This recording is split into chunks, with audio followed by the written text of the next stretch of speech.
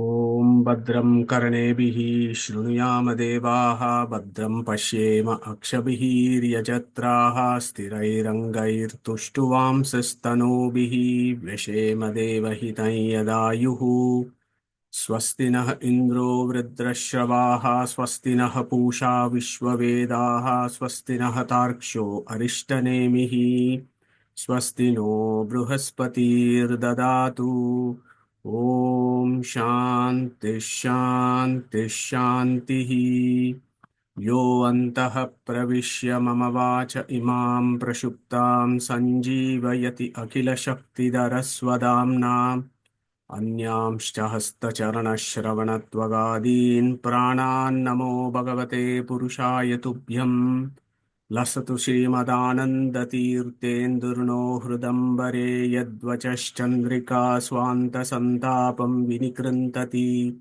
पदवाक्यप्रमाणज्ञान् प्रणम्य शिरसा गुरून् व्याकरिष्ये यथाभूतं विष्णुतत्त्वविनिर्णयम्. Okay, good morning, good afternoon, good evening, and welcome to the 46th session of Mundaka Upanishad, also known as Atharvana Upanishad.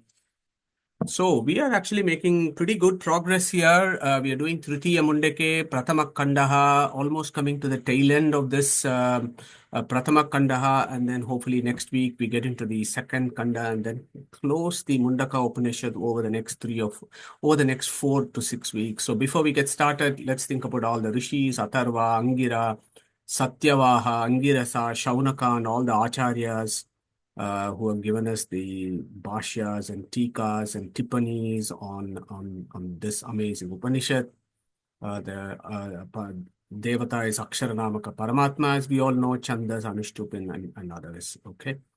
So we have done a number of verses. So let's dig in straight. So the last two verses, we've been thinking quite a lot about this, the philosophy of Satya. What is this Satya? Who is this Satya? We've been talking about this quite a lot.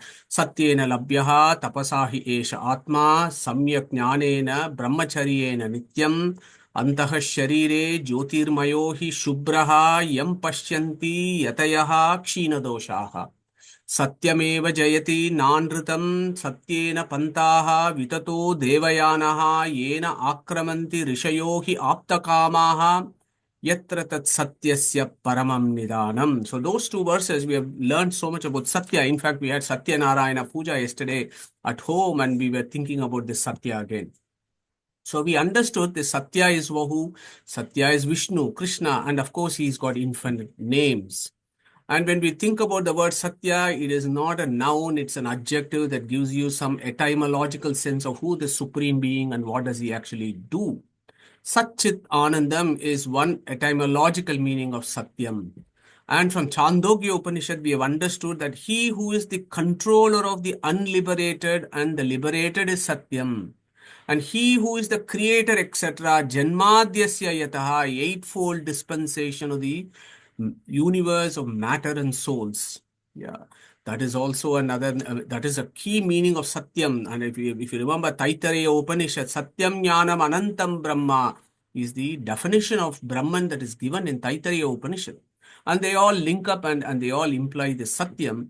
And of course, last week we looked at Garbhastuti from Srimad Bhagavatam, where Chaturmukha and Rudra are simultaneously praising this Krishna who is in Devaki's womb. As you are this Satya, you are that Satya, Satya Param, Satya Vratam, Vratam, and so on and so forth, 9 times. So putting all this evidence together, we understood that Satyam is Vishnu, Narayana, Krishna, period. No arguments there. He is Satyam. Yeah, not just that he is real. And that is a very superficial meaning that we have discussed a million times. So the other key aspect is when the Upanishad says Satyena Labhyaha, we understood that liberation can be attained only by his grace. Yeah, and no other. There is no other route but attaining this grace. And understandably, Jayatirtha, he actually talks about this and he says, how is that grace obtained by, Shastra Abhyasa and so on and so forth. So that is what exactly the Upanishad is saying. Penance and austerity, tapas, correct knowledge, samyak jnanena, brahmacharyena. So these are all essential prerequisites to obtain his grace so that we can see him. The idea here is the first step is that we need to see him. Currently, we are running around just talking about this Paramatma, but none of us have seen him. That should be our first aim, is to see, have a head-to-head interaction with this Paramatma. And that can be done, says the Upanishad here, through penance, austerity, correct knowledge, and brahmacharya. And we understood brahmacharya in various angles. Essentially, Brahmani Charana. Read the Vedas, see the Brahman in the Vedas, and control your senses, practice celibacy, all those ideas that come with brahmacharya. Okay. And then we also, when we see him, we also need to understand that his Swarupa is infinite knowledge and bliss. He is totally non-material as we understood. Yeah. So here there is a interesting word, Antaha Sharire Jyotirmayo He Shubhraha. Look at these two words. He is Jyotirmaya and he is Shubhraha. So that instantly gives us the idea of infinite knowledge and infinite bliss. How is that Jyotirmaya infinite knowledge? We know that from Rukmavarana and so many things, God is light, God is knowledge. We have understood all that by Jyotirmaya. Shubhraha, we understood the etymology as Shubhe Ramate, he who is experiencing pure bliss. Shubhra, Shubhena Ramate, Shubha Ramate. Yeah. So Shubhra and Jyotirmaya, we understood that his Swarupa is infinite knowledge and bliss. In the second verse, Satyameva Jayati Nanrutam, we understood the meanings of Satya, Ruta, Anruta, Asatya, and so on. The classic definition is given by Acharya, who explains this very beautifully in Tattvodyota, where he says, Brahmaiva Rutam Anyad Anrutam. He cites the Rig Veda mantra, Brahmaiva Rutam Anyad Anrutam. So, Brahma is what? There are so many meanings for Brahma, right? It is the supreme Brahman. It could be Mula Prakriti. It could be the Vedas. It could be Mukta Jivas. All these chaps are changeless. So, that is that is a key meaning of Ruta, changeless. Brahma eva Ruta, Anyad Anruta. Okay. Anything that changes, that undergoes transformation, is Anrita, but Anrita doesn't mean it's Mithya. Anrita is also real, except that it is a changing real. It is so we should never confuse Anitya and Nitya with Mithya and Satya. Okay, so that'll be a foundational error of philosophy to think it that way, because that is not the language of the Vedas. So that which changes is Anritam, but that which changeless is Rutam. Both of them are real nevertheless. Okay. And Angirasa clarifies to Shuanaka that this Satya is always victorious. This Paramatma always is victorious, because he is a supreme Purusha. Nobody can dare to defeat him. He is always victorious. And by corollary, meaning there is, those who follow him are always victorious. Yeah, there is a history of our literature has demonstrated in the Puranas that anybody who follows this Satya is always victorious. And for souls, what is that victory? The victory for the soul is its liberation. Our defeat is if we continue to be going round and round in circles in samsara. Our ultimate victory should be that we get out of this and we attain liberation. That is our victory. And what is this? How do we attain that victory? Satyameva Jayati. You follow the Satyam, you attain your victory. So then the question was, what and how is that path towards liberation? And we had a discussion about what is Devayana and Pitruyana, because the verse here says, Satyena Pantaha Vitato Devayanaha. He who follows Satya, okay, Paramatma, he who follows Paramatma goes towards Shreyas.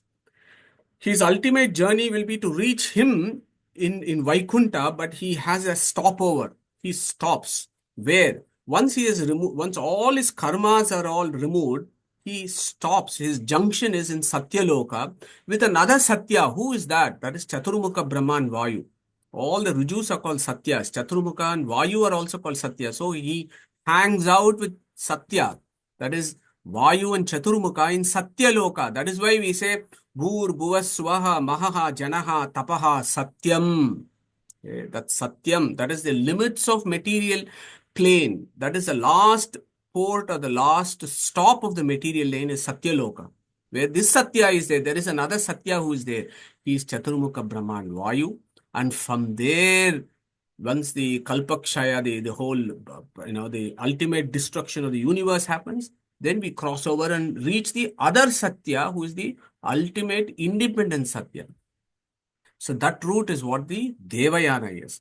And we all know about the Pitruyana, where you go round and round in circles, which is all taught in the Panchagni Vidya, which we have discussed a number of times. So what is going on in the Devayana? And this is what the Angirasa is saying. So those folks who eventually get the grace, Karmakshaya has happened, they make their journey towards Satyaloka and to Vaikuntha. What is happening to them? That path, Pantaha means that path. Yeah. Vitataha, Vitataha, Visheshataha, Tataha. Tataha means all pervasive, right? We know that. Who is all pervasive in this path? This Satya, this Narayana is all pervasive and doing what? Protecting the Jiva that follows this path. No Asura can dare to affect it, affect the journey of souls when they follow this path towards Devayana. Okay, so we understood last week, Venkiji was very beautifully explaining around this as to, if this is your last birth, then the Jiva exits through the Sahasrara Nadi and then makes this journey towards Devayana, where the Satya is there to protect the soul as it makes this journey up to Satyaloka and then onward journey into Vaikuntha. Okay, who takes this route? Yena akramanti rishayohi aptakamaha yatra tat satyasya paramam nidanam. So this last line, satyasya paramam nidanam, is the proof that the satya there not means just the truth. The satya there means the abode of Narayana or Satya Narayana or Satya. Param Nidanam. Of course, Narayana is everywhere, but Vaikuntha is his Paramam Nidanam, is supreme abode. And Satya's supreme abode is what? These rishis, the knowledgeables, take this route to reach the abode of Satya. Okay, so that is the verse that we did a couple of weeks ago. Now Angirasa introduces who is this Satya? So he wants us to think about these ideas again and again for our philosophical progression. So he says, so look, who is this Satya that I am talking about, Shuanaka? Let me remind you, he is what? Brihachata Divyam, Achintya Rupam, Sukshmacha Tat Sukshmataram Vibhati, Duratsa Dure Tad Iha Antikecha, Pashyatsu Iha Eva Nihitam Guhayam. So when you split it out, the meaning is beautiful. Brihat. So who is this Satya? Again, these are all the proofs today. The Satya there means not just truth. Angirasa is explaining who this Satya is. He is Brihat. Let's take about that first word, Brihat. Brihat, big. That which is big is Brihat, which is what Brahman is. There is an Upanishad which is the biggest among the Upanishads. Who is going to give us a quick answer to that? Which Upanishad is the biggest Upanishads among the Dasha Upanishad? So who is going to tell us that? Brother. Beautiful, Ananji. Thank you very much. Brihat Aranyaka Upanishad. Brihat, big. Brahman is big. Why is he called Brahman? Atakasmad uchyate brahmeti bruhanto hi asmin gunaha. This guy is big because he's all pervasive in time, he's all pervasive in space, and he's all pervasive in auspicious attributes. That is why he's called Brahman. Yeah. Look at Katha Upanishad. Anoraniyan Mahato Mahiyan. Mahat. He is Mahato Mahiyan. Bigger than the biggest. That is why he is called Brihat, or Brihat is what Angirasa is telling. The Satya is Brihat. And our Srimad Acharya, of course, has settled it so beautifully in Brahma Sutra Bhashya. Brahma Shabdashta Vishnaveva. Vishal Vyapto, to pervade, to enter, to occupy, to pervade what? Time, space, attributes, etc. Yeah, so we have done this before. Brahman, Vishnu, they're all the same. They're all synonymous. Yeah, with each other. Yeah. So Brihat, immediately we get these ideas about who this Satyam is, that he is big. Okay. Then he says, Tat Divyam. That Brihat is Divyam. What is that Divyam? Divyam, of course, has got 7 different meanings that we have done before, but I'll just remind ourselves here. Divukridayam, that which is for whom creation is a play, he is Divya. Divi Vijigishayam, he is beyond and above all. Yeah, he's Supreme Purusha. Divu Vyavahare, everything happens because of him. Divu Dyuti, light, knowledge. Okay. Divu Stuti, Sarva Shabda Vachyatva. He is celebrated. All the sounds of the universe celebrate him. So he is called Deva because Divu Stuti, Divu Kanti is Satya Sankalpa, that this is how the universe needs to operate. Divu Gati, he is everywhere. Sarvajna. So all those ideas come in, but focus on this Divu Dyuti because we are in that knowledge and bliss and that area, zone right at this point. So Divyam, he is knowledge. He is he is infinite knowledge. Yeah. It is not that he possesses knowledge. He and his infinite knowledge is one and the same. Yeah. So that we should never forget. And here is another beautiful stuff. Achintya Rupam. He is Divu. He is Divyam. He is Brihat. He is all pervasive. Then the question is, if something is all pervasive, how can it have a form? Okay. So this is a common debate, right? That comes time and again with other schools of philosophy and other religious schools, where some folks think if something is all pervasive like the sky, how can it have a form? Okay, so who is going to give us the answer here? Anybody wants to take this up? If Brahman is all pervasive like the sky doesn't have a form. Brahman is all pervasive. He is Brihat, Angirasa has said. But then how can he have a form? Shall I try? Yeah. I think it's what Chaitanya Mahaprabhu said. Achintya Veda Veda Shakti, with that power to to differentiate or non-differentiate. I mean, whatever it is, I don't understand fully, but that's the meaning of that, isn't it? Achintya Veda Veda Shakti, with his Yogamaya Shakti, he can do anything. Thank you, Shilaji. So you got some interesting ideas there. Anybody else wants to come here? Okay, Anand, yeah. Achintya Adbhuta Shakti. Explain that a bit more, Achintya Adbhuta Shakti. If he is omnipresent, he is also omniscient and omnipotent. So with that Adbhuta Shakti, he can take any form he wants. Thank you very much, Anandji, and thank you very much, Sheilaji. Both of you got some ideas right. So Sheilaji, sorry. Is it something where he can be small and big at the same time, which no one can? He can be everything and nothing at the same time. So 2 things which can be done simultaneously. Yeah, thank you, Pratibhaji. Yes, right. He can be, he can, Asino Duram Vrajati, Anoraniyan, Mahato Mahiyan, simultaneously, as you said, Achintya Adbhuta Shakti. So, yeah, that is a classic definition of Achintya Adbhuta Shakti. And that Achintya Adbhuta Shakti, you and me in our mundane material plane cannot even imagine what is that Achintya Adbhuta Shakti. We can only know through the Vedas that this supreme person has got Achintya Adbhuta Shakti. So Angirasa says, Achintya Rupam. Okay? Achintya Rupam. His form in our material plane, we can't even imagine. He's so beyond this. And he's also got Achintya Adbhuta Shakti, that although he is all pervasive, he, using his omnipotency, chooses a form not for his sake, but for our sake. That is what the Shastras are very clear. He's so graceful that he chooses forms so that we can relate to him. He just wants us to relate to him, for his from his infinite mercy and his omnipotency, he chooses the form.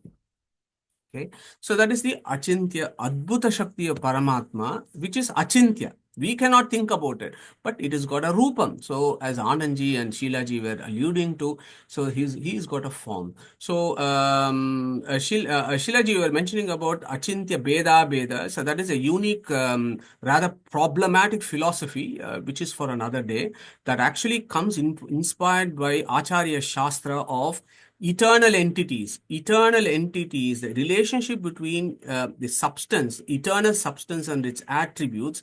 Our Srimad Acharya has defined it as Yavad Dravya Bhavi. So they are Abheda relationships, Swarupa Abheda as it's called. Yeah. So it is that concept that that particular school of Bengal Vaishnavism has tried to modify it a little differently to come up with a hypothesis which is problematic if you want to think about deep philosophy. But Achintya Beda should not be confused with Achintya Adbhuta Shakti of Paramatma. So I hope it's okay to remind the differences here. So Achintya Rupam. So this Satyam is not only Achintya Rupam, he is Sukshmach Tat Sukshmataram. So he is not only Brihat, Mahato Mahiyan, but he is also Anor Aniyan. Yeah, that is what Katha has said, isn't it? Anor Aniyan, Mahato Mahiyan, Na Atma Asya Jantor Nihito Guhayam. Beautiful verse. He is subtler than the subtlest. Okay. How can we see that subtlest non-material entity is the question that comes to our mind all the time, isn't it? Plagues us. How can we see something that is subtler? So, I mean, for example, our Acharya says that in every atom there are Paramanu Pradeshepi Anantahi Jivarashayaha. The Jivas are everywhere, even in the atoms they are there. Anantahi Jivarashayaha. And in each Jivarashi there is an Antaryami. So that is what we understand, subtler than the subtlest. Okay. Vibhati, we can still see him. Visheshataha drishto bhavati, visprashtam drishto bhavati. So we can still see him by something, which we will discuss in a few minutes. Okay. So bruhat cha tad divyam achintya rupam sukshmat cha tat sukshmataram vibhati. What else he is? Durat sa dure tad iha antike cha. This is beautiful. Durat sa dure. Okay, so if you face away from him, you will never ever see him. Okay, that is the first point there. If you are looking into the material world, as how Sheila ji will say, Yoga Maya in one school that is called as Yoga, the Maya Shakti, the Maya which is the Prakriti. If the Jiva looks towards Maya or Prakriti, then it will never, this Brahman is unreachable. Okay. That is one point. The other point is if you search for him outside, if you keep searching for him outside, doing all sorts of, endless pilgrimages here and there and so on in the attempt of, looking for him and picking him up and touching him or seeing him somewhere outside, our gurus teach us this is the explanation. This is like a ship going on the sea and wanting to reach the horizon. This ship will never reach the horizon. We all know that. We keep on going, the horizon is still there. That is how the Brahman situation is. Or another classic thingy is a carrot stuck next to a donkey through a cart, and the donkey thinks that the carrot is right in front of it, and it keeps walking and walking and walking forever, but it can never get on to the carrot. So those are the two classic examples that our gurus teach us, that if one searches for him outside, this is the situation. Durat sa dure. The farther you go, he's still farther. You can just never reach him if you search him for him outside. But what should you be doing? Pashyatsu iha eva nihitam guhayam. Don't waste your time going everywhere. Look for him inside, is the Angirasa saying. That is your journey. You have to do an inward journey rather than an outward journey just because of millions of people are thronging somewhere. We don't go there. Do your inward journey. Yeah. Then you have a chance of actually really seeing. By going outside, you might get inspiration to do that inward journey. But doing that journey outside is not an end in itself. It could be a means to an end, but not an end in itself. Dvasuparana sayuja sakaya samana vriksham parisheshwadaye. Thayor anyaha pipalam swadati anashnan anyaha abhichakashiti. This we have seen so many times. This is why this example is so beautiful, because tad iha antike. This chap is right next to you. Iha, he's here in front of you. Antike, very close to you, inside you. Yeah. And where is he? Pashyatsu iha eva nihitam guhayam. See him inside you. That is the consistent message of the Upanishads. Don't waste your time spending the whole life searching for him outside. search for him inside is the resounding message of this particular verse. Yeah, he is Brihat, he is Divyam, he is Achintya Rupmam, he is Sukshmacha Tat Sukshmataram, he is Duratsa Dure. But what is it? Tad Antikecha, Tadiha Antikecha. Therefore, see him who is inside your heart as your Antaryamin, inside your Guha, not the material heart, the Jiva's Guha. Okay. Then immediately Angirasa puts a very cryptic verse there. So you are saying you can see him. Yeah, you can see him inside him. Then the question is, how do you see him inside you? What is the process?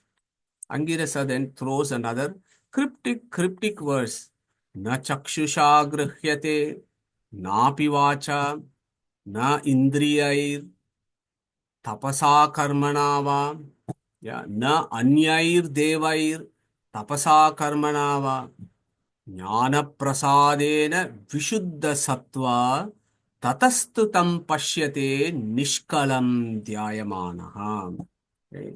Very, very deep philosophy, and hopefully over the next 25-30 minutes, we will try and understand what is it that Angirasa is saying, and then we will get all of us contribute to this. So what is this? So this person who has previously been said, Pashyatsu iha aiva nihitam guhayam, you can see him who is right inside you. But then he says, na chakshusha grihyate, you can't see him with your eyes, cannot be seen with eyes. Napi vacha, cannot be understood by words. Na anyair devaihi, other devatas cannot show us to him. Okay. Na tapasa, neither penance or austerities that we do can show him. Na karmanava, we might be doing all sorts of pujas and yajnas and stuff like that, but still we may not see him. So, cannot be seen with eyes, cannot be understood by words. Other devatas cannot show us. Neither penance or austerities can take us to him, neither by endless rituals, which seems to be a bit contradictory to what has been said just in the previous verse right here.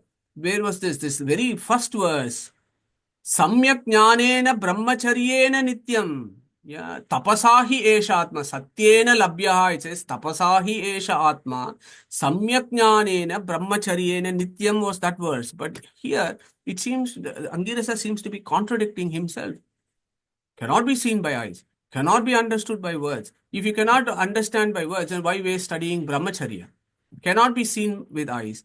Other devatas cannot show. He says tapasa in the previous verse, but here he's saying na tapasa. Neither penance nor austerity can show him. Na karmanava. Endless yajnas. Our Shuanaka is a big yajnashala, right? We know that. He is a big performer of yajna. And not surprisingly, Angirasa says even your yajnas that you are doing will not show him.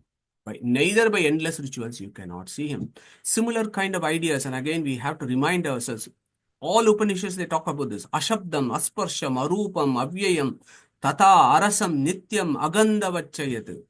Yeah, na tatra chakshur gacchati. Look at Kena Upanishad, very, very similar to this. Na tatra chakshur gacchati, na vag gacchati, no manaha, na vidmaha, na vijanimo, yad etad anushishyat. Naisha tarkena matirapaneya prokta anyenaiva sugnanaya preshta. Yato vacho nivartante aprapya manasasaha. So if you look at this, the rishis seem to be giving these kind of contradictory images, contradictory views of stuff. On one point, you say you have to go to the Vedas to know one. But then at the other part, we'll say that the words cannot be understood by words.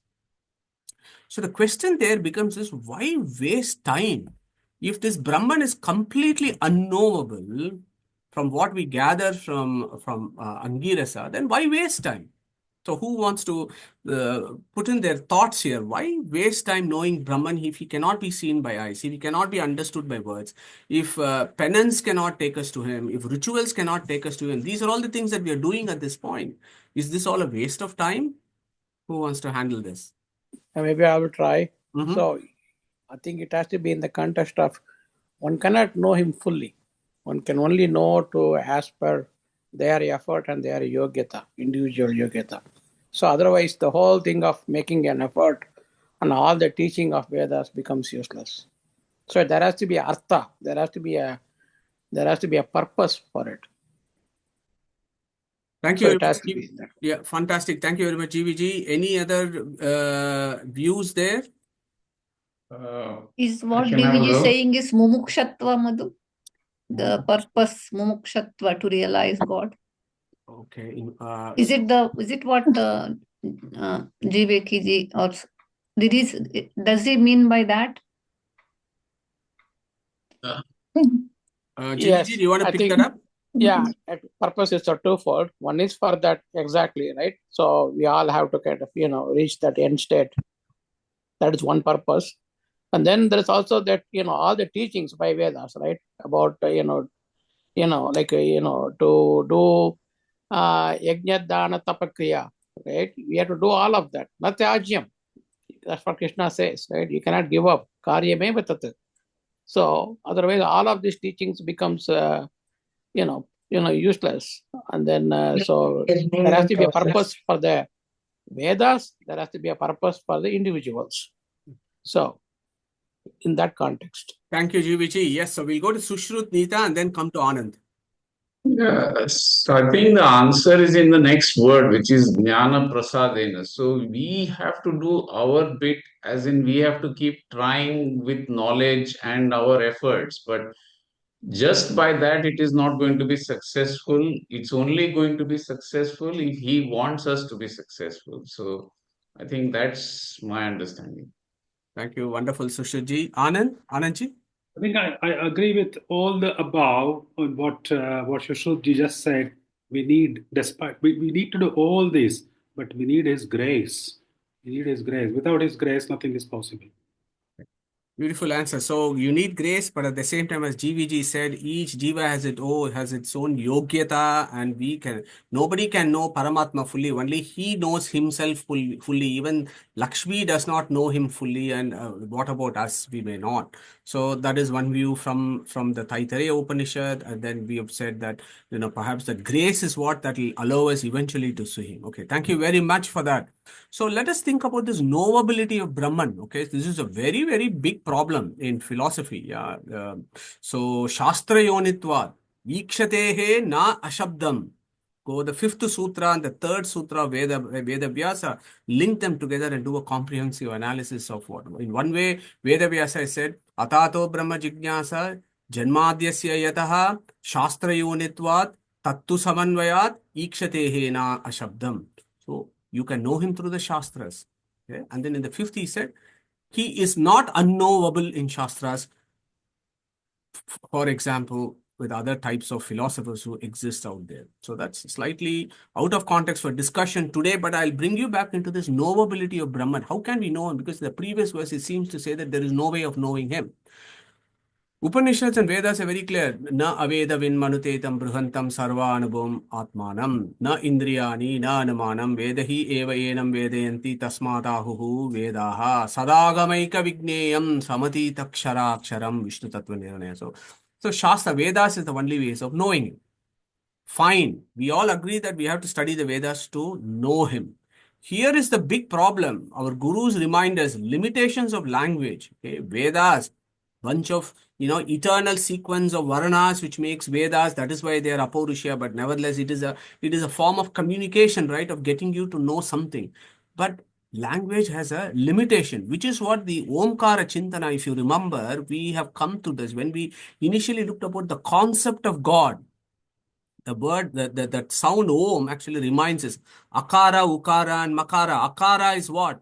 Nisheda Vachakaha, Allah. He is not this. Illa, no. Viruddha, opposite. These are all the ideas that we understand about God. He is Neti Neti of Brihadaranyaka. He is none of this. He is none of this material things that we have. He is none of these material things. Okay. And in our material transactions at this point, all that we can do is we can show this pen and say, this is the pen. Or we can look at this cup and show and say, this is the cup. We now know this is a cup because we have learned that somebody has shown us the cup and said, and linked the word sound cup with this entity here. So we know that this is a cup. So that is how we learn, right? And that is how children are taught about language. An object is shown and something is uttered, and the kids learn to lick up the sound with the object, and then they learn the language. Okay, so that is how the language is. But here is a big problem, okay, of the Vedas. The Vedas have said he is this, he is Satya, and so on. But you and me, we have not seen him. Yeah, we are going by what our rishis have documented. Okay, but we have not seen him. So if we have not seen him, how can you know? How can you actually know him? So the examples, of course, is only a person who has drunk a cup of coffee knows the taste of a coffee and experiences the taste of coffee and is able to say this coffee is very good. But with somebody who has never tasted coffee, how are you going to describe to him the attributes of how a coffee tastes? So these are all the problems. So there is a limitation of language that we have to understand. And all that the Vedas are doing is it is documenting the experience of rishis. But for us in the satsang, it is still a set of words. It is still a set of words. But of course, as Sushrut and others said, you start somewhere, you have to start somewhere, isn't it? You cannot not start because you are currently not able to know the Brahman. The starting point is to get that paroksha jnana, because at the end of the day, what needs to happen? Paroksha jnana needs to mature into an aparoksha jnana with divine grace. Yeah. And that paroksha jnana is limited by individual swarupa yogyata, as GVG so beautifully explained. That the paroksha jnana that we get is also as per our ability. And the aparoksha jnana that we get is also as per our ability. So there are lots of limitations in this. But the fundamental limitations of language is something that we have not experienced is very difficult to actually for us to know about it. We can only go with faith and say, look, this is what the Veda says. This is the documentations of the experiences of rishis. So I hope I'm able to get across this complex idea of knowability of Brahman, that yes, Brahman is knowable as per our capacity, but the initial step is it leads to indirect knowledge only initially. It leads only to paroksha jnana. So stay with me on this, because Angirasa is going to tell us how we move from paroksha jnana to the aparoksha jnana. What are the intermediaries that are happening here? That is why this verse is so unique. And our gurus teach us that the whole idea of reading the 10 Upanishads is, yes, there are similar strands in all the 10 Upanishads, but each Upanishad also comes with its own unique sets of information that it provides. So when we have done all the 10 Upanishads, then we have a comprehensive understanding of what is it that the Veda is telling us. So this is one such verse that we are looking at. So first we should be in the Vishuddha Sattva as the by the jnana you were telling, isn't it? Jnana prasadena, that's what Sushruti was telling, no? Jnana prasadena Vishuddha Sattva. Yeah. You have to go to that. Yeah. So thank you, Shilaji. Yes, beautiful. So that is, and here you see this one, Anyair Devaihi. So there is the second line, Anyai Devaihi, other devatas it says. So when it says other devatas, then it means in the first line, it is actually talking about the devatas. Okay, everything has to be seen in context. Chakshush, who is the Abhimani devata of Chakshush? Surya. Okay. Na chakshusha gruhyate. Surya cannot see him. That is what Mundaka Upanishad and Gita has been, breaking our heads in reminding us of this. Na tatra suryo bhati, na chandra tarakam, na me vidyuto bhanti, kuto ayam agnihi, tameva bhantam anubhati sarvam, tasya bhasa sarvamidam vibhati. Both Mundaka and Katha has spoken to us about this. Who wants to remind us about 15.6, please? Can one of us recite 15.6? I can. Go for it, Panagashi. Thank you. न तद्भासयते सूर्यो न शशाङ्को न पावकः यद्गत्वा न निवर्तन्ते तद्धाम परमं मम. Beautiful. Thank you very much, Panagashi. So if you look at these words, they are also telling us, so sunlight can give us, in the night time, we can't see objects. And when the sun rises and the light falls on everybody, on every object, then you are able to see those objects and you get the knowledge of those objects. But here he is saying, na chakshus gruhyati, in the sense that Surya, who is Abhimani of your eyes, and the Surya also, he can only light on material things. This eye is also a material thing, and it can give you knowledge only of the material things. So is the Agni. So that is what he is saying. Next, napi vacha. Vacha means what? Vacha means word, speech. The Abhimani devatas of speech, there are very many. The most important ones that we should never forget is Agni, Parvati, Saraswati. Okay, the three key Abhimani devatas of speech, Agni, Parvati, and Saraswati. Never forget these three. Na pi vacha. Even Agni Devata cannot take us to him with speech. But the Agni himself cannot take you to him. You might worship Agni, but that Agni will never take you to. The same thing is said in Mundaka and Katha elsewhere. Kuto ayam agnihi. When you're doing in the night time or in the forest, you may light a fire and that gives light and you're able to see things around you and it gives you the knowledge of the material things. Such is the situation of the Agni or the speech.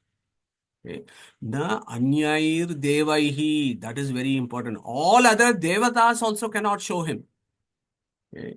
The question is, why is it that other devatas cannot show him? We'll come to that in a minute, but let's carry on with this various devatas that are being discussed here. Abhimani devatas who are being discussed here. Na anyair devaihi tapasa. Tapasava karmanava. Tapasa. Tapas Abhimani is Rudra. Garuda, Sesha, Rudra. They're all tapas. Rudra is primarily Abhimani of tapas. Mind. The activity of the mind is meditation, right? So, Abhimani is Rudra. Angirasa says, even Rudra cannot take you, he cannot show you. Okay. Karmanava. Karmana means not only all the rituals of the previous slide that we looked at, but all the Karma Indriya Abhimani Devatas. And the head of the Karma Indriya Abhimani is Indra. Rank number 8. Even Indra cannot take you there. Okay, so that is the other view. Abhimani Vyapadeshastu Visesha Anugatibhyam. Okay. So none of the other devatas can show him to us. The question is why? So who wants to take this up? Why can't these guys, Garuda Sesha, Rudra, Agni, Surya, Chandra, Varuna, Indra, if we pray to them, if we pray to Agni and say, or if we pray to Rudra and say, look, please, can I have Bimbarupa Shakshatkara? It is not possible according to Angirasa. So why do we think that is the case? Sushudnita. Yeah, I'm just thinking whether their view also is limited. They can't see him fully anyway. Yeah, Nobody can see him fully though. No, not even Lakshmi. Yeah. So any other ideas here? Yeah. Okay. Yeah, Anand. I mean, I agree with that statement. We have been told that even Mahalakshmi does not know him fully. What about the other devatas? Yeah, so that's one, but the other, that is one. Because another view I thought was all these Abhimani Devatas. For them, Abhimani Devata is Mahalakshmi, isn't it? So only Mahalakshmi is the way for them to go to Vishnu. So Vishnu himself has to reveal himself. Nobody else can take us to him, isn't it? Yes, that's I don't know, in a way for this. Yeah, this, very interesting. So Shrikant ji, Also- Shrikant and Shobha ji. Shobhaji is saying they are all dependent entities. They are Paratantra, they are not Swatantra, and what everybody else has said is correct. Unless we get the grace of God, like Devaru Prasada Sigotanka, Namge Munde Gati illa. Sorry, I switched to Kannada. Excellent answer. So all of us got right, and I think Shrikant and Shobha ji nailed it in the sense that Swatantra and Paratantra, all other devatas are all Aswatantras and Paratantras. It is not in their jurisdiction that they have to give Aparoksha Jnana of Paramatma. They just cannot show it to us. It is not in their jurisdiction. That is a key idea. That is what Krishna has also said. You worship anybody else made, you do all the worship and so on. You may ask for things from everybody, but ultimately it is I who is able to provide you what you want. Yeah. So those are all the ideas that has been described by Krishna also in the Bhagavad Gita. So yeah, so all other devatas have limitations. Then they are Aswatantra. And it is only the Swatantra Paramatma who has to do it, and so on. So, all excellent ideas. Madhu, Yes. I got a question. Yeah. If you think like, both Christianity and Islam, and they think like that is the only God, no other God, every God is false God or whatever.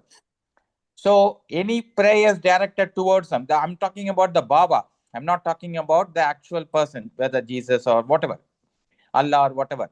I'm just saying the Baba is, I am praying to the God ultimate. Okay, will it reach Krishna or a similar God? Yeah, of course it should. If we trust our Aitareya Aranyaka, which says Tava etaha sarvaha richaha sarve vedaha sarve goshaha ekameva vyavritihi, every sound of the universe only celebrate him, and so on. It is very much possible, Sudarshan. Yeah, absolutely. That is why ISKCON prays only Krishna, isn't it? Because everything will go to him ultimately. So yes, Shilaji, there is also another interesting twist. Napi vacha is very important. You say whatever you want to him. Your words may not reach him, or we may not be able to reach him. But whatever you say will reach him with the bhava in which you say, as Sudarshan mentioned. So yeah, anybody can use whatever. So, but confining it to only one particular sound and say that this is the sound of Brahman is potentially problematic for other schools. So we need to have a much more democratic and a universal view of this rather than restricting to something is the view here. Anyway, Neeta, Sushil? So I just had a doubt, but we've also said that Matarishva is necessary for us to get onto the path towards Vishnu. So how does that fit in with this? Okay, brilliant, Neetaji, Shushuji, very good for making this astute observation. Because if you look at this figure, what have I put here? What did Angirasa say? Na chakshusha grhyate, na pivacha, na indriyai, na anyair devaihi, tapasa karmana va. Okay, so he has only talked about all the devatas all the way up to, Garuda Sesha Rudra. He has talked only about these guys may not be able to, it is not in their jurisdiction. They are all, they are all dependent. Their portfolio is restricted. Their portfolio is to look after the Brahmanda and also certain aspects of the Pindanda. Okay. So stay on this, Sushilji. You got a very, very important point. That is why Angirasa in the very next line says, Jnana prasadena. Okay, this is a very, very significant word, and this is a new, I wouldn't say new idea. This is a unique idea. This is the only, you will find this only in Mundaka Upanishad. Okay, Jnana prasadena. Prasada means what? Grace. Okay, Jnana's grace. Jnana is a jada. Okay, so this is something that we need to think about. The philosophy of Jnana itself is complicated, which is what I hope to do over the next 12 to 15 minutes. Jnana is a jada. Okay, how can shower grace? For even Jnana to give knowledge, it is a jada. There has to be something behind it, a sentient being behind it to make it do so. So Jnana is a jada. So how can it shower grace? Problematic. So what is the real meaning of Jnana that Angirasa is teaching Shuanaka? Okay, Shuanaka is a very clever chap. Angirasa is a great rishi. They're not going to be scratching the surface and having a philosophical discussion. Their level and depth of philosophical discussion will be in an entirely different plane, which is what our gurus try and teach us. Okay, so Jnana, who is Jnana? Satyam Jnanam Anantam Brahma. These are easy bits for us. Jnana there means Paramatma. One answer, as Sushruji was mentioning, that you need divine grace to get the knowledge. Okay, understood. So Satyam Jnanam Anantam Brahma. Jnana is a name of Paramatma. Jnana, he is infinite knowledge. Fine. Yada Pashyaha Pashyate Rukmavaranam. He is of the golden hue. Golden hue means implies knowledge. Fine. Hiranmayena Pare Koshe. He is called Hiranmaya. Golden color, light, the golden color of fire, light, knowledge. And again, the Mundaka has said Jyotisham Jyotihi. Okay. So all that is fine about Jnana. Yeah. Jnana prasadena na chakshusha grhyate napi vacha na anyair devaihi tapasa karmana va jnana prasadena. One answer there is Paramatma. Okay, but here is the a deep view of the Upanishad here. There is also another jnana who is described in Srimad Bhagavatam. Okay, when this lotus came out from the Vishnu's navel, and there is this Chaturmukha Brahma, then he was going into the tube searching and all that, then he prays to God. What does he say? Vijnana Shaktir Aham Asam Ananta Shaktehe. I am Vijnana. You are the highest Shakti. I am Vijnana Shakti, but you are the supreme Shakti, is what Chaturmukha Brahma, Vayu, Rujus, they are all the similar category of Jivas, as we have said. So, Vijnana, Chaturmukha says, I am Vijnana. You are Ananta Shakti. Okay. What is that Vijnana? If you look at the Vijnanamaya Kosha of the body, Annamaya, Pranamaya, Manonmaya, Vijnanamaya, Anandamaya. The Abhimani of the Vijnanamaya is Chaturmukha Brahman Vayu. Okay. The Abhimani is Manonmaya is Rudra. Okay. So Chaturmukha Brahma Vayu. He is the Vijnana, Abhimani of the Vijnana.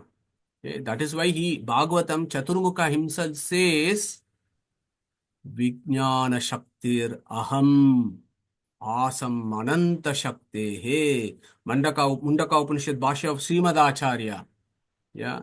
Jnana Rupena Vayuna. Yeah. Brahmana Paramajnana Rupena Harina Tata. Beautiful, beautiful answer to this riddle as to what does the Jnana Prasadena mean. And that Jnana Prasada is this Brahma Vayu. So you need two graces here. That is what Angirasa is telling us. Yato Narayana Prasadamrute Namokshaha. Nacha Jnanam Vina Atyartha Prasadaha. Ato Brahma Jignasa Kartavyaha is the Brahma Sutra Bhashya of Acharya. Yeah, that you need God's grace. And you can get God's grace only when you have Jnana. Jnanam Vina Atyartha Prasadaha. Okay, Jnana Prasadaha. Look at the similarity. That's what I found very interesting here. Here it says, Angirasa says Jnana Prasadena, and Acharya here says Jnanam Vina Atyartha Prasadaha. Okay, so there are two entities here whose grace is utmost. Of course, Lakshmi is there. Wherever Narayana is there, Lakshmi is automatically there. It's a given. So you need Lakshmi's grace, you have Narayana's grace. But there is another Devata. Okay, the highest among the souls that has been described by Angirasa very, very interestingly in this Upanishad, which you will not find in any other Upanishad, talking about the word called Jnana Prasada. So why is this Chaturmukha Vayu called Jnana? Vijnanamaham. Vijnana Shaktiraham. Awesome Ananta Shakti. Why do we? So here is where I have this question for us to think about. Do we all have the same level of knowledge of things in the universe? Say, for example, this pen. We are all seeing this pen online. Do we all have the same level of knowledge of a pen? What if a dog were to come here and look at this? Would that also have the same knowledge of the pen that you and I have? Or what about an ant that looks at this object? Will it also have the same level of knowledge? Yeah. Or are there differences in clarity of knowledge? Who has the highest knowledge among souls? So these are all the questions that we need to think about in the next slide. But I just want to gauge our own background here as to, is there differences in knowledge amongst various living things? Is there a yes or a no? Yes. Yes. Yeah, okay. Yes, Thank it you. is the Mahati Atmani of Kathopanishad, isn't it? Because Kathopanishad, it says steps to go behind. So I don't know. That's what Parabrahma, Chaturmukha Brahma Vayu means. That's the highest level, isn't it? Vijnanamaya Kosha. Yeah, thank you, Shilaji. Yes, Yeah, so yeah, we all have to accept this basic idea that the levels of knowledge is different from all of us. There itself, it shows that the souls are different. Okay, it is the soul that receives the knowledge. Okay, and the soul's knowledge is different for individual persons. There is your evidence to say that there are Sharaha Sarvani Bhutani, as Krishna said. There are lots of different types of souls. So that takes us to this core problem of nature and definition of knowledge. And I just thought I'll introduce this idea, which is so, it's such an academic work, Pramana Lakshana, talking about knowledge, okay, where I don't want to go through these details, but among souls, so let's take this. So it's souls like you and me here.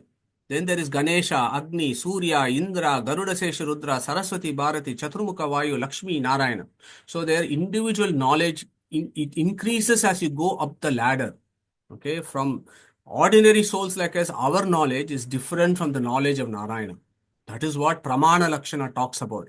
Kevala Pramanam, Anupramanam. Those of you interested, you can go ahead and look at it. Acharya says there are 4 levels. Okay, let us not go into that. Jnanam, Rujajnanam Anadinityam Isho Jivebhyo Adhikam Asarvatrikam Anyatra Alochane Sarva Vishayam. So check that verses out. Ayogijnanam Utpatti Vinashavat Alpam. So these are all us. Yeah, Ayogijnanams. These are all our knowledges. They are all Alpam, very limited. Whereas there is one entity who is the highest among the Jivas. Okay, so here I made this classification. Lakshmi and Narayana are both all pervasive. All pervasiveness of Lakshmi is dependent on Narayana. But starting from Chaturmukha Brahma are all souls. Okay, up to us and the ants and whatever else, creatures that you might see. So these two guys' knowledge is an entirely different category. Lakshmi and Narayana's knowledge is different category. And between them, Narayana's is independent, whereas Lakshmi's is dependent. Yeah. Purvadvayam anadinityam swatantre paratantrabhyam tad visheshaha. So you can go and look at these two guys. But then the Rijus, that is the Brahma Vayus, and there's the next one. Sarvatra Anyatra Alochane Sarva Vishayam, in the sense that these guys on the souls category have the highest levels of knowledge. Described everywhere in the Puranas. Bhagavatam talks about it a lot. He said, my Shakti is Vijnana Shakti. Chaturmukha himself says. So that intensity of knowledge goes down as we go down. Okay, so the first idea there is when we say Jnana Prasadena, we are thinking about a guru. A guru who is Sarvajna, who is Purna Prajna, who is Dasa Pramati, who has the highest levels of knowledge. His grace is required. If his grace, if your guru's grace you get, then you get Paramatma's grace. That is the idea there when Angirasa says, Jnana Prasadena. Look at our Pranagni Sukta, Balikta Sukta. We have done it so many times where this Vayu has got 3 incarnations, isn't it? Yadim Upaharate Sadate Matihi. Pruksho Vapuhu Pituma Nityashaye Dvitiyam Ashapta Shivashu Mastrusu Tritiyam Asya Vrishabasya Dohase Dashapramatim. Vayu's 3 incarnation. Vayu itself is etymological, right? Va, Aya, U.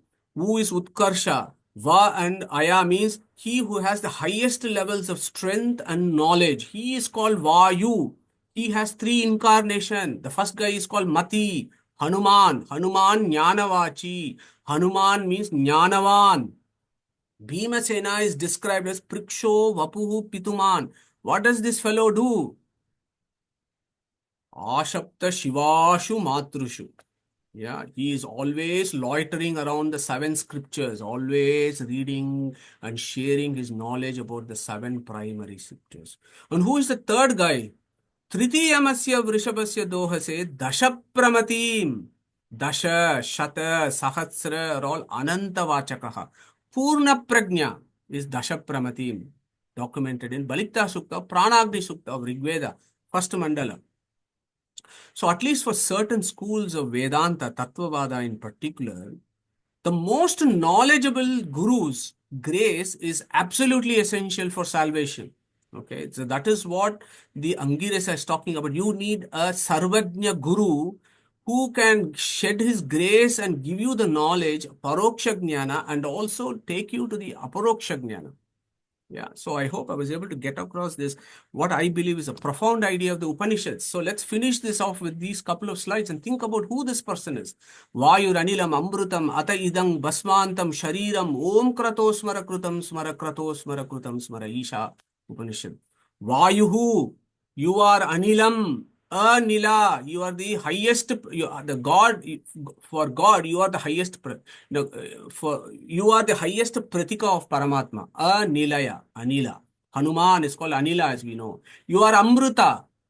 And so on, he celebrates. And of course, we have understood not only this about this Vayu. Swayambhu, in Isha Upanishad, he becomes Swayambhu Manu's guru. Yeah. Vayu, Asau, Anila, Amruta, Jnana, Satya, Matarishwa. These are all the synonyms of what we are trying to understand here. This Matarishwa, what does he do? As Sushrut very beautifully reminded us. Again, Isha Upanishad, let us never forget this. Anejadekam manasa jaiviho nainadva apnuvan purvamarshate tad dhavato anyan atyeti tishtate tasmin apo Matarishwa dadati. Apo there means karmas. What karmas? All your good karmas. Matarishwa dadati. He, whatever good deeds you do, this Matarishwa offers it to Paramatma. Okay. So that is the view of the Upanishads about messengers, intermediaries who offer our karmas to Vishnu. Matarishwa dadati. Whatever you do, he offers it. Of course, he is the highest, at least when you look at Isha Upanishad, where it talks about the highest in knowledge among jivas, because he is always loitering around the 7 primary scriptures. Okay.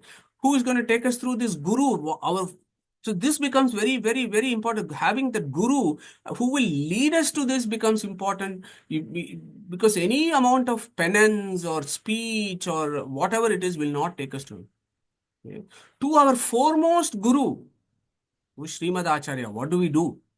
Gita 4:34. Who wants to recite us 4:34 today? It's a beautiful verse. Tadviddi pranipatena pariprashnena sevaya upadekshanti te jnanam jnaninaha tattvadarshinaha.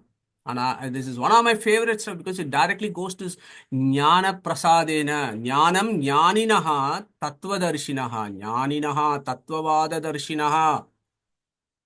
That is the guru. Fall at his feet. Read his sarvamulas. Read his works.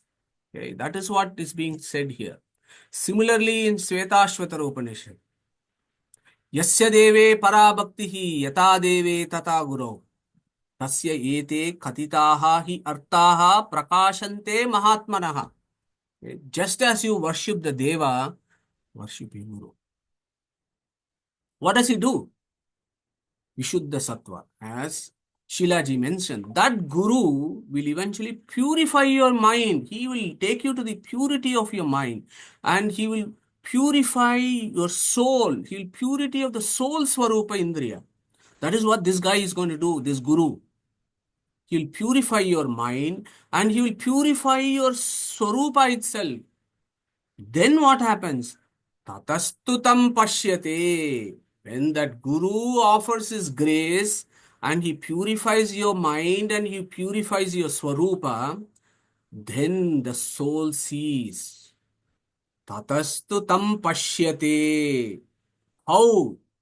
Deep dhyana. Dhyanamanaha. That is what we did last week, isn't it? Venkiji gave us a beautiful run through along with GVG. They gave us a beautiful run through of what is this Atma Samyama? What is the dhyana? What is that asamprajnata sthiti? Because that is when you have the aparoksha jnana. So this is what the verse is taking us. And he sees what? He sees this nishkalam. He sees this nishkalam in that asamprajnata samadhi state, for which you need jnana prasada. Without jnana prasada, there is no hope. Who is that jnana prasada? One jnana is Paramatma. That is the ultimate. But to get Paramatma's grace, we need a guru's grace. And the guru has been described very beautifully as jnana prasada in Srimad Bhagavatam. Acharya has told us who that jnana is. Jnana rupena vayuna. And our Shvetashvatara Upanishad and Gita 4:34 have clearly said it is that Guru's grace that is required. And you and me sitting here, how are we going to get this Guru's grace? We go to the Sarvamula Granthas, 37, and then make our onward journey. And then eventually we'll go to that Nishkalam. Yeah. So these verses are all very profound. And who that Nishkalam is, we'll deal with it in the next session. And of course, the reason why this becomes very, very relevant about this prana tattva, mukhya prana, what he does, that is described in Mundaka Upanishad, is because of the very next verse. This is why I come to this again and again. Please see the context, prakarana, what is being described, rather than writing shallow transliterations. It's really surprising. So some folks write such superficial English transliterations. They have no idea of what the prakarana is. Look at this 9th verse. Yeshaha anuratma chetasa veditavyaha yasmin pranaha panchada samvivesha pranaish chittam sarvamotam prajanam yasmin vishuddhe Vibhati Yesha Atma. So there is that unique concept for some, but for others, this is how the anatomy of life is. You have the body, you have the soul, then you have the prana tattva inside the soul. Inside the prana tattva is the antaryamin, is what Angirasa is talking about. If you want to see this antaryamin, first you need to get this guy's grace, who will then clean your mind and your soul, and then he will show you that one who is inside him. And that is the philosophy of Hanumanta opening his chest and showing Rama and Sita.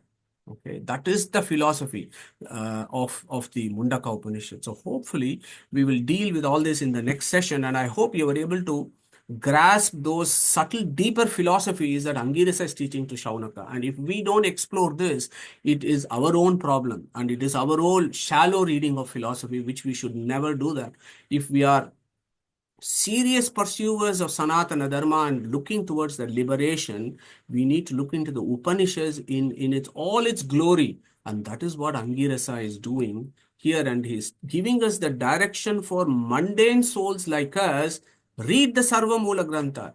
Get the Acharya's grace. Then you have a chance to get the grace of Paramatma himself, and you will be direct next to, like Dhruva, you will be face to face with that Narayana. So that is what the language of the Upanishad is. So I hope you found it all very interesting. I'll close my session today. Krishna Pranamastu. So next week, hopefully we'll take this this particular section in detail. Many of us in the group are doing traveling, and we are going to the same place where our Matarishwa took incarnation in Bhajaka.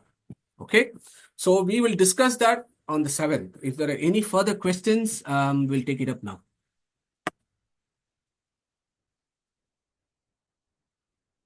Excellent. Take care, guys, and we'll catch up next Sunday. And after that, we may have to break for 2 to 3 weeks because we are all there in Pajaka and Udupi, a big group going for our Vedic retreat in Udupi this year. There are lots of beautiful programs coming up, and of course, we will share this. We will do this the WhatsApp videos and share with everyone our experiences whilst we are there in Udupi and Pajaka. And after that, we are going to go back to chapter 6, part 2, that GVG is going to lead us and take us through the part B of chapter 6. And then we make Pravesha into Mundaka Upanishad, the last Kanda, which is, of course, beautiful. It gives you the whole overarching view of what's happening with regards to the journey of souls, and then it summarizes the Upanishads. Okay. So if there are no further question, maybe I could ask Sudarshan to recite Om and take us and close the session. Sure. Yep. Thanks, Madhu. Wonderful session. Yep. Thank you. Oh.